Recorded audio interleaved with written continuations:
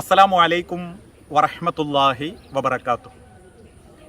ഇന്നൽ ഹംദലില്ലാഹ് വസ്സലാത്തു വസ്സലാമു അലാ റസൂലിൽ അമീൻ വഅലാ ആലിഹി വ അസ്ഹാബിഹി അജ്മഈൻ. അമ്മാ ബഅദ്. സ്നേഹാദരണീയരായ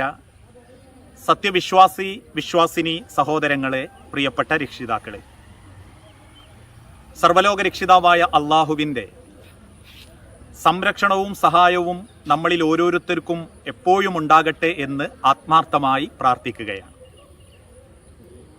അള്ളാഹു ദുനിയാവിൽ നൽകുന്ന വിലമതിക്കാനാവാത്ത ഒരനുഗ്രഹമാണ് കുടുംബമെന്നും ആ കുടുംബത്തിൽ സമാധാനമില്ലെങ്കിൽ പിന്നെ പണത്തിനോ തറവാട് മഹിമക്കോ സൗന്ദര്യത്തിനോ യാതൊരു വിലയുമില്ല എന്ന് പലപ്പോഴും ബോധ്യപ്പെട്ടുകൊണ്ടിരിക്കുന്നവരാണ് നമ്മളിലുള്ള പല ആളുകളും. അതുകൊണ്ട് തന്നെ നമ്മളുടെ കുടുംബം സന്തോഷകരമാകാൻ ഏതൊക്കെ രംഗത്ത് നമ്മൾ സൂക്ഷ്മത കാണിക്കേണ്ടതുണ്ട് എന്ന ചില വിഷയങ്ങളെക്കുറിച്ചാണ് വിശുദ്ധ ഖുർആനിൻ്റെയും പ്രവാചകൻ സല്ലല്ലാഹു അലൈഹി വസല്ലമയുടെയും ചരിത്രത്തിൽ നിന്ന് നമ്മൾ ഓരോരുത്തരും പഠിക്കുന്നതും മനസ്സിലാക്കിക്കൊണ്ടിരിക്കുന്നതും.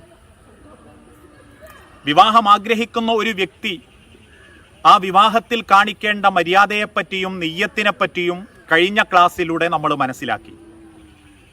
അങ്ങനെ ഒരു പെൺകുട്ടിയെ, സ്വാലിഹായ ഒരു പെൺകുട്ടിയെ കണ്ടെത്തി കഴിഞ്ഞാൽ പിന്നെ വിവാഹ സംബന്ധമായിട്ടുള്ള വളരെ വേഗം നടക്കേണ്ടത് നിക്കാഹായിരിക്കണം. ഇന്ന് ചില ആളുകൾ പറയുന്നത് പോലെ പറഞ്ഞുറപ്പിച്ചു വെക്കലും നിക്കാഹ് ഉറപ്പിച്ച് ഒരു വർഷക്കാലത്തോളം യാതൊരുവിധ ഹലാലായ ബന്ധമല്ലാതിരുന്നിട്ടുകൂടി കൊണ്ടു നടക്കലും, നിക്കാഹ് കഴിഞ്ഞാൽ പോലും 4 മാസത്തിലധികമല്ല 1 വർഷത്തിലധികം നിക്കാഹ് കഴിഞ്ഞിട്ടും വീട് കൂടാത്ത അവസ്ഥയും, അതൊക്കെ ഗൗരവത്തോടെ ഓരോ കുടുംബങ്ങളും ചിന്തിക്കേണ്ടതാണ്. ഒരാണിനൊരു പെണ്ണിനെ ഇസ്ലാമികപരമായി ഇഷ്ടപ്പെട്ട് കഴിഞ്ഞാൽ പിന്നെ എളുപ്പം നിക്കാഹാണ് ഇസ്ലാം മുൻപോട്ട് വെക്കുന്നത്. കാരണം നമ്മൾ ഉദ്ദേശിക്കുന്ന ഉദ്ദേശം അള്ളാഹു ഉദ്ദേശിച്ചിട്ടില്ലെങ്കിൽ 6 മാസം കൊണ്ടു നടന്നാൽ 8ാമത്തെ മാസം ആ ബന്ധം നിക്കാഹിന് തീരുമാനിക്കുമ്പോൾ പിണങ്ങിപ്പോകുന്നുണ്ടെങ്കിൽ ഈ 6 മാസം കൊണ്ടു നടന്ന ബന്ധം ഇസ്ലാമിൽ നിഷിദ്ധമാക്കപ്പെട്ടതാണ്. അതുകൊണ്ടാണ് നിക്കാഹ് വേഗം നടക്കട്ടെ എന്ന് പ്രവാചകൻ സല്ലല്ലാഹു അലൈഹി വസല്ലമ ഓർമ്മപ്പെടുത്താനുള്ള കാരണം. അങ്ങനെയൊരു പെൺകുട്ടിയെ ഇഷ്ടപ്പെട്ട് കഴിഞ്ഞാൽ പിന്നീട് ആ വിവാഹ സംബന്ധമായ ചിലവുകൾ മുഴുവനും ആണിനാണ് അല്ലാഹു തആല ഓർമ്മപ്പെടുത്തിയിട്ടുള്ളത്. ആ പെണ്ണിന് കൊടുക്കുന്ന മഹറിനെ പറ്റി പോലും അള്ളാഹു വിശുദ്ധ ഖുർആനിലൂടെ പഠിപ്പിച്ചു, വ ആത്തൂഹുന്ന ഉജൂറഹുന്ന ഫരീളത്തൻ. നീ അവൾക്ക് കൊടുക്കണം നിർബന്ധ ഘടകമായ, അഥവാ വിവാഹത്തിന്റെ ഏറ്റവും നിർബന്ധ കാര്യമായ മഹർ, അവളുടെ അവകാശമായ മഹർ നീ അവൾക്ക് കൊടുക്കണം. ഇതാണ് ഇസ്ലാമിൽ കൊടുക്കൽ വാങ്ങലുകൾക്കുള്ള ഏക തെളിവ്. പക്ഷേ ഇന്നത്തെ സാഹചര്യത്തിൽ വിവാഹം നടത്താൻ ചിന്തിക്കുന്നതോടുകൂടി ഏറെ വേദനിക്കുന്നത് പെൺമക്കളുടെ മാതാപിതാക്കളാണ്. ഒന്നിലധികം പെൺമക്കളുണ്ടെങ്കിൽ അവന് വലിയ ദുരന്തമായി എന്ന ചിന്തയിലേക്കാണ് പലരും പോകാറുള്ളത്.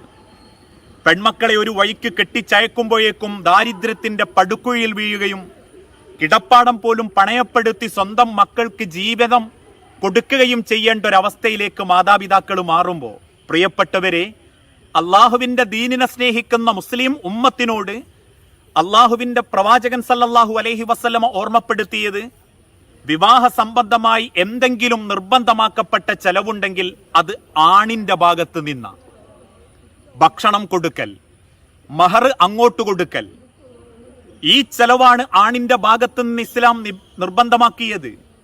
അതല്ലാതെ പെണ്ണിന്റെ ഭാഗത്ത് നിന്ന് ഒരു കാലണയുടെ ചെലവ് നിർബന്ധമാക്കിയതായി ഇസ്ലാമിക ചരിത്രത്തിലില്ല. ആർക്കും പരിശോധിക്കാം. ഏതെങ്കിലും ഒരു പെൺകുട്ടിയുടെ പിതാവ് അവരുടെ പെൺമക്കൾക്ക് എന്തെങ്കിലും സമ്മാനമായി, ഹദിയയായി കൊടുക്കണമെന്നാഗ്രഹിച്ചാൽ അതവർക്ക് കൊടുക്കാമെന്നല്ലാതെ കണക്ക് പറഞ്ഞും അല്ലെങ്കിൽ കിട്ടാവൻ എന്ത് കിട്ടും എന്ന് അന്വേഷണം നടത്തുന്നവരുടെ നേർക്കുനേരെയല്ലാത്ത ചില പ്രയോഗങ്ങളിലൂടെയും അങ്ങനെയുള്ള ആളുകളിലേക്ക്, അതല്ലെങ്കിൽ ഇത്തരത്തിലുള്ള ആലോചനകളിൽ സാമ്പത്തികത ആഗ്രഹിക്കുന്ന ഒരു രീതി ഒരിക്കലും ഒരു വിശ്വാസിക്ക് പാടില്ലാത്തതാണ്. കാരണം ഇസ്ലാമികപരമായി ചെലവ് ആണിന്റെ ഭാഗത്തായിരിക്കണം. ഇന്ന് പലപ്പോഴും നമ്മൾ തമാശക്ക് വേണ്ടിയിട്ട് പറയാറുണ്ട്, ആണിന്റെ ഭാഗത്ത് നിന്ന് ചിലർ ചെലവിൽ പിശുക്ക് കാണിക്കും. പെണ്ണിന്റെ വീട്ടിലേക്ക് നിക്കാഹിന് പോകുമ്പോൾ ഞങ്ങളൊരു 200 പേരുണ്ടാകുമെന്ന് ആദ്യമേ പറയും. തിരിച്ചാണിന്റെ വീട്ടിലേക്ക് 19 ആളുകളിൽ ഒതുക്കുകയും ചെലവ് മുഴുവനും പെണ്ണിന്റെ വീട്ടിലാവട്ടെ, കാരണം നിന്റെ മകനെ അങ്ങോട്ട് കൊടുക്കുകയാണല്ലോ എന്ന ഒരു ധാരണ. ഇതിനേക്കാൾ ഏറെ നമ്മൾ ഭയപ്പെടേണ്ട മറ്റൊരു കൂട്ടരുണ്ട്. കല്യാണം ആലോചിക്കുമ്പോഴൊന്നും സാമ്പത്തികമായ സംസാരങ്ങളെ ഉണ്ടാവില്ല. ഞങ്ങൾക്ക് അങ്ങനെയൊരു നെയ്യത്തില്ല, ഞങ്ങൾ അങ്ങനത്തെ ഒരു കൂട്ടരല്ല, ഞങ്ങൾ പാരമ്പര്യമായി തറവാടികളാണ്, അതുകൊണ്ട് സ്ത്രീധന സംബന്ധമായ അല്ലെങ്കിൽ ബാക്ക്ഗ്രൗണ്ട് സംബന്ധമായ അന്വേഷണങ്ങളൊന്നും ഞങ്ങൾ നടത്താറില്ല എന്ന് പറയുകയും വിവാഹം കഴിപ്പിച്ചയച്ചതിന് ശേഷം കയറി വന്ന പെൺകുട്ടിയോട് സ്വന്തം വീട്ടിൽ വെച്ച് കിട്ടിയതിനെപ്പറ്റി കുത്തി ചോദിക്കുന്ന ചില മാതാപിതാക്കളുണ്ട്. നിന്റെ ഗൾഫിലുള്ളൊരു മാമനുണ്ടല്ലോ, മാമൻ നിനക്ക് എത്ര തന്നു? അല്ലെങ്കിൽ ഇന്ന ഒരു മുത്താപ്പയുണ്ടല്ലോ, അല്ലെങ്കിൽ ഇളയമയുണ്ടല്ലോ, അമ്മായി ഉണ്ടല്ലോ, അവരെനക്കെന്ത് തന്നു? പെണ്ണിന്റെ കയ്യിൽ അവളുടെ വാപ്പ നുള്ളിപ്പെറുക്കി കൊടുത്ത 8 or 10 പവന് കാണുമ്പോഴേക്കും അതൊക്കെ മതവിരുദ്ധമാണെന്നും നാട്ടുകാർക്ക് മുൻപിൽ പേരെടുക്കാൻ പത്രാസ് കാണിച്ചിരുന്ന ചില മാതാപിതാക്കൾ ഇല്ലാതെ വന്ന പെണ്ണിനോട് ദുഷ്ടതയോടെ പെരുമാറുന്ന സന്ദർഭങ്ങൾ ഉണ്ടാവാറുണ്ട്. പ്രിയപ്പെട്ടവരെ, ഒരിക്കലും വിവാഹത്തിന്റെ പേരിൽ ഒരു കുടുംബത്തെ നമ്മൾ കണ്ണീര് കുടിപ്പിക്കാൻ പാടില്ല. പല മാതാപിതാക്കളും സ്വന്തം ആണായി ജനിപ്പിച്ച മകനെ കൊണ്ട് പെൺവേഷം കെട്ടിക്കുന്നവരുണ്ട്. അഥവാ പെണ്ണിന്റെ വില പോലും ഇല്ലാത്ത നിലക്ക് പെണ്ണിന്റെ മാനത്തിന് വില പറഞ്ഞ് സ്വയം ആണത്വം വിൽക്കുന്ന ആളുകൾ. അതുകൊണ്ട് ഓരോ ചെറുപ്പക്കാരോടും ഓരോ കുടുംബത്തിലുള്ള ആണുങ്ങളോടും എനിക്ക് ഓർമ്മപ്പെടുത്താനുള്ളത്, വിവാഹത്തിൽ ഇടപെടുമ്പോൾ ഒരിക്കലും അതൊരു വിൽപ്പനയായി അതല്ലെങ്കിൽ വാങ്ങലായിട്ട് കാണരുത്. മറിച്ച് അള്ളാഹുവിന്റെ മാർഗത്തിലുള്ള ഒരു പുറപ്പെടൽ, സ്വർഗത്തിന് വേണ്ടിയിട്ടുള്ള ഒരു കുടുംബം കെട്ടിപ്പടുക്കുമ്പം തുടക്കം തന്നെ കല്ലുകടിയാക്കരുത്. അതുകൊണ്ട് പ്രിയപ്പെട്ടവരെ, ആണ് അവൾക്ക് മഹർ കൊടുക്കുക എന്നുള്ളതല്ലാതെ പെണ്ണിന്റെ ഭാഗത്ത് നിന്ന് കണക്ക് പറഞ്ഞു വാങ്ങുകയും, എന്നാൽ ഇന്ന് കണക്ക് പറയലൊക്കെ ഒരു ഔട്ട് ഓഫ് ഫാഷൻ ആയതുകൊണ്ട് കിട്ടാവുന്നത് നോക്കിയിട്ട് കിട്ടിയിട്ടില്ലെങ്കിൽ പിന്നെ അതിന്റെ പേരിലുള്ള കുടുംബ പ്രശ്നങ്ങളും, ഞങ്ങൾ പ്രതീക്ഷിച്ചതൊന്നും ആ കുട്ടിക്കില്ല, അതുകൊണ്ടൊരു 1-1.5 കൊല്ലം കഴിഞ്ഞാൽ അത് തൊലാക്കിലെത്താൻ വേണ്ടി ആഗ്രഹിക്കുകയും ഞങ്ങൾ പെട്ടതാണ് എന്നൊക്കെ പറയുകയും ചെയ്യുന്ന ചില ആളുകളുണ്ട്. നമ്മൾക്കൊരു പെൺകുട്ടി ഉണ്ടാവുകയും നമ്മൾ ദരിദ്രരാവുകയും ചെയ്യുമ്പോഴേ ഓരോ പെൺമക്കളുടെ വാപ്പാരും അനുഭവിക്കുന്ന വേദന നമുക്ക് തിരിച്ചറിയാൻ സാധിക്കുകയുള്ളൂ. പലപ്പോഴും ഇസ്ലാം ലോകത്തെ പഠിപ്പിച്ചത് സ്ത്രീയെ സംരക്ഷിക്കാനാവണം വിവാഹം, ആ പെൺകുട്ടിക്കുള്ള സംരക്ഷണമാകണം വിവാഹം. അതുകൊണ്ട് പ്രിയപ്പെട്ടവരോട് ഒരിക്കലും ആ പെൺമക്കളുടെ ജീവിതം വെച്ച് ഒരു വിലപേശുന്ന രീതി, ഒരു വാപ്പാക്ക് പെൺമക്കൾ ജനിച്ചത് ആ വാപ്പയെ സങ്കടപ്പെടുത്തുന്ന ഒരവസ്ഥ ആണുങ്ങളുടെയോ ആൺമക്കളുള്ള വാപ്പാരുടെയോ ഉമ്മയുടെയോ ഭാഗത്ത് നിന്നുണ്ടാവാൻ പാടില്ല. ആരെന്തൊക്കെ ആക്ഷേപങ്ങൾ പറഞ്ഞാലും മതം നോക്കി ദീന് നോക്കി കുടുംബത്തെ കണ്ടെത്തുന്നതാണോ? ഇനി നമ്മളെ മക്കൾ ഓനൊന്നുമില്ലാത്തോനാ എന്ന് ചിലർ കാരണം പറയാറുള്ളത്, എന്റെ കുട്ടിക്ക് ഒരു കഴിവില്ല, ഓനെന്തെങ്കിലും കിട്ടിക്കോട്ടെ എന്ന് കരുതിയിട്ടാണ് എന്നൊക്കെ പറയാറുണ്ട്. അതിനുള്ള മറുപടി അല്ലാഹു തആല തന്നെ ഓർമ്മപ്പെടുത്തിയിട്ടുണ്ട്. ഇനി അവർ ദരിദ്രരാണെങ്കിൽ, അവൻ ആ ദാരിദ്ര്യം കൊണ്ട് കുടുംബത്തിൽ ഇടപെട്ടവനാണെങ്കിൽ അള്ളാഹു അവനെ ധനാഢ്യനാക്കും. അത് റബ്ബേറ്റെടുത്ത ഉത്തരവാദിത്തമാ. അതുകൊണ്ട് തന്നെ ചില പെൺമക്കളുടെ വാപ്പാരുമുണ്ട്, കിട്ടുന്ന ചെറുക്കന്റെ വൈറ്റ് കളർ ജോലിയും അവന്റെ തറവാടി മഹിമയും കണ്ടിട്ടില്ലെങ്കിൽ അവന് പെണ്ണു കൊടുക്കാൻ ഒരു താല്പര്യമില്ലായ്മ, അവന്റെ ദീനീബോധത്തോടൊരു പുച്ഛം, ദീനുണ്ടായിട്ടെന്താ, പൈസയല്ലേ വേണ്ട എന്ന ഒരു മനോഭാവം. അതുകൊണ്ട് തന്നെ വിവാഹത്തെ ഒരു കച്ചവട സംരംഭമായിട്ട് കാണരുത്. അങ്ങനെ കാണുന്നവർക്കൊരിക്കലും അള്ളാഹുവിന്റെ ദുനിയാവിൽ സമാധാനത്തോടെ ജീവിക്കാൻ സാധിക്കുകയില്ല. സമാധാനവും സന്തോഷവും നമുക്ക് ലഭിക്കണമെങ്കിൽ ഈ പറഞ്ഞ കാര്യങ്ങളിൽ ഇസ്ലാമിന്റെ മര്യാദ നമ്മൾ സൂക്ഷിക്കണം. 4 ആളുകൾക്ക് മുൻപിൽ പേരെടുക്കാനും പ്രശസ്തി കാണിക്കാനുമായി പോകരുത് നമ്മളെ ദാമ്പത്യ ജീവിതം, നമ്മളെ മക്കളെ ദാമ്പത്യ ജീവിതം. ആണായി ജനിപ്പിച്ച മകനെ പെണ്ണായി കൊടുക്കുന്നൊരവസ്ഥ. നമ്മളൊക്കെ ആവേശത്തോടെ പറയും, ഓൻ അവിടുന്ന് പെണ്ണെട്ടിന്ന്. ഈ വാപ്പാരി ഈ ആൺകുട്ടീനെ കൊണ്ടുവച്ച് വിറ്റതായിരിക്കും ഓന്റെ ആണത്വം. ആ ഒരവസ്ഥ, ഒരാണുങ്ങളും സ്വന്തം ആണത്വം വിൽക്കുന്ന ഒരവസ്ഥ ഉണ്ടാവരുത്. ഇതൊക്കെ കേൾക്കുമ്പം ചിലർ ചോദിക്കാറുണ്ട്, നിങ്ങൾ കെട്ടുവോ? ആരാപ്പം അങ്ങനെ കെട്ടുന്നത്? ഞാൻ പറയാറുണ്ട്, ഞാൻ കല്യാണം കഴിച്ചിട്ടുണ്ട്. ഞാൻ വിവാഹം കഴിച്ച പെൺകുട്ടിയുടെ 4 പെൺമക്കളിൽ 4 പെൺമക്കളെയും ആ രീതിയിലാണ് അവിടെയുള്ള ആണുങ്ങൾ കൊണ്ടുപോയിട്ടുള്ളത്. അതുകൊണ്ട് തന്നെ അതൊരു ആത്മവിശ്വാസവും ധൈര്യവും. അവിടുന്ന് ഇങ്ങോട്ട് എനിക്ക് നന്മയല്ലാതെ സന്തോഷമല്ലാതെ വേറൊന്നും എൻ്റെ ജീവിതത്തിൽ ഉണ്ടായിട്ടില്ല. പരീക്ഷണങ്ങളും ചെറിയ സങ്കടങ്ങളും ഉണ്ടാകും. പക്ഷേ വാങ്ങാതെ കഴിച്ചു എന്നതിൻ്റെ പേരിൽ എനിക്ക് ഇന്ന് വരെ ഒരു ബുദ്ധിമുട്ടോ പ്രയാസോ എന്തെങ്കിലും സങ്കടങ്ങളോ ഉണ്ടായിട്ടില്ല. ഇപ്പോഴും 4 ആൾക്ക് മുൻപിൽ അഭിമാനത്തോടെ എനിക്ക് പറയാനും സാധിക്കുന്നത് ഈ മേൽചുണ്ട് മുകളിലുള്ള മീശക്കൊരു വില ഉള്ളതുകൊണ്ടാണ്. അതാണ് അള്ളാഹ് പഠിപ്പിച്ചതും. അത് ആണുങ്ങൾക്ക് ഉണ്ടാവണം, ആൺമക്കൾക്ക് ഉണ്ടാവണം. അങ്ങനെ കണക്ക് പറഞ്ഞു വാങ്ങി മരിച്ചോയ വാപ്പാരോടൊക്കെ എന്നാണ് ഭർത്താക്കന്മാരെ നമ്മളൊരു പൊരുത്തം വാങ്ങുക? എത്രയോ കുടുംബങ്ങൾ എനിക്കറിയാം. പെൺമക്കൾ ഉണ്ടായിപ്പോയതിന്റെ പേരിൽ 2 പെൺമക്കളെയുള്ളൂ. അയാളുടെ കിടപ്പാടം പണയപ്പെടുത്തി വാടക വീട്ട് താമസിക്കേണ്ടി വന്നവർ.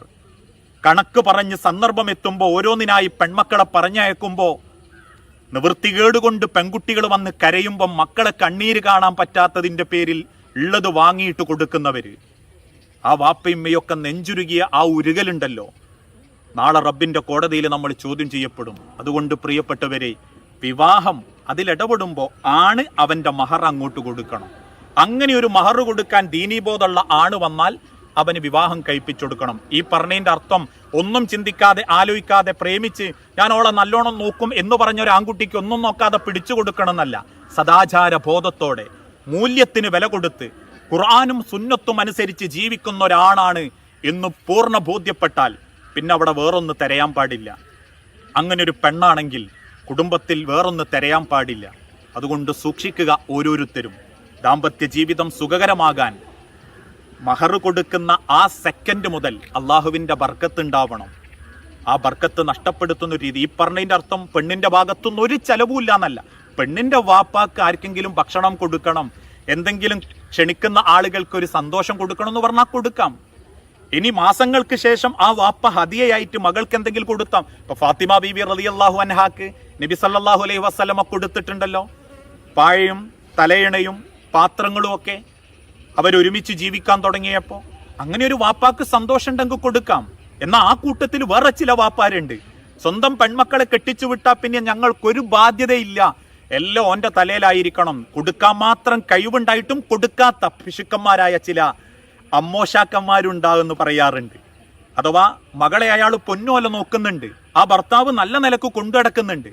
ഒരു സാമ്പത്തിക പ്രതിസന്ധി വന്നപ്പോൾ ആ വാപ്പക്കൊരു മൈൻഡും ഇല്ല, ഒരു പരിഗണനയില്ല. ഇവന്റെ വാപ്പാൻ്റെയിലുള്ളതെടുത്തു, ഉമ്മാൻ്റെയിലുള്ളതെടുത്തു. പിന്നെ അങ്ങനെ ഒരു മക്കളൊക്കെ ബുദ്ധിമുട്ടി നിൽക്കുമ്പോൾ അത് മതത്തിനെതിരാ, പെൺകുട്ടികളെ വാപ്പാരൊന്നും കൊടുക്കേണ്ടതില്ല എന്ന് ചിന്തിക്കരുത്. അവിടെ നമ്മളെ മകളെ സംരക്ഷിക്കുന്ന ആണിന് ഉണ്ടെങ്കിൽ അയാൾക്കൊരു സഹായം ചെയ്യാം. അതൊന്നും ദീനീ വിരുദ്ധമല്ല. ഞാൻ ഈ പറയുന്നത് കേട്ടിട്ട് ആർക്കുന്നോട് വെറുപ്പും ദേഷ്യവും തോന്നണ്ട. പച്ചയായ ജീവിതങ്ങളായിരിക്കണം നമുക്ക് ജീവിക്കാനുള്ളത്. അഭിനയിക്കാനും അല്ലെങ്കിൽ പ്രകടനപരത കാണിച്ചും ഭയങ്കര ദീനായിട്ട് വസ്ത്രം കൊണ്ടും ശരീരം കൊണ്ടും ഇബാദത്ത് കൊണ്ടും നമുക്ക് നാട്ടുകാരെയും റബ്ബിന്റെയും കണ്ണിൽ പകർത്താൻ പറ്റും. പക്ഷെ അതിന് ആത്മാർത്ഥതല്ലെങ്കിൽ നാട്ടുകാർ നമ്മളെ പുകഴ്ത്തിയാലും പടച്ചോ നമ്മളെ വെറുതെ വിടൂല. ദീന് എന്ന് പറഞ്ഞാൽ വിട്ടുവീഴ്ച ചെയ്തും സ്നേഹിച്ചും മനസ്സറിഞ്ഞും ജീവിക്കേണ്ടതാ. അങ്ങനെയാവട്ടെ നമ്മളുടെ ഓരോരുത്തരുടെയും ജീവിതം. ഇൻഷാ അല്ലാഹ് വീണ്ടും കാണാം. വസല്ലല്ലാഹു അലാ നബീന. അസ്സലാമു അലൈക്കും വറഹ്മത്തുള്ളാഹി.